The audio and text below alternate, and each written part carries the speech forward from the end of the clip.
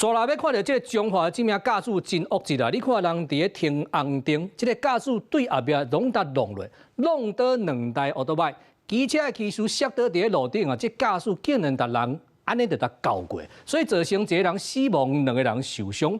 弄死人了后，这台轿车加速逃走，最后警方发现啊，车等伫路边，但驾驶人唔知秘去倒位啊。 3台奥多摆停点路口等青红灯，一只白色的轿车就安尼为后壁弄落，停点上后壁的高姓女骑士倒伫咧涂骹，不过驾驶无停车，颠倒是向前吹油门，女骑士大幅倒伫咧轿车正边的轮仔下骹，就互汽车前后连刷到过。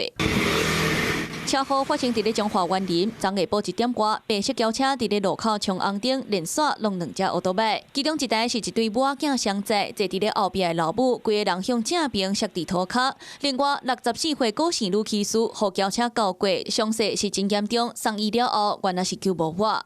跑很快就对了，加速才会易啊，就想要桥头摆去甲了，然后才逃落来。 吊水驾驶完全无停车，加速离开现场。警方着监视器追查发现，吊水车辆放放伫咧中华社头附近的产业道路，车是找到啊，不过驾驶煞找无。车的主人讲，伊甲车借朋友。警方追查锁定吊水驾驶是一个50岁查甫人，敢若有毒品的前科，敢是食毒驶车出车祸，就要等找到人。车主称其将车辆借给友人使用。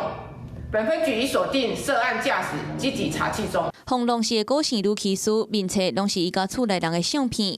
顶礼拜才欢欢喜喜做伙甲翁婿到台东佚佗，想袂到伫咧上班的路里拄着死亡车祸。亲戚朋友听到消息拢真毋甘，敢若希望警方量早甲吊水驾驶逮捕归案，互家属一个公道。 Hello， 我是蒋欣梅。想要抢先掌握最及时的新闻资讯吗？赶快订阅、按赞、开启小铃铛，锁定华视新闻 YouTube 频道。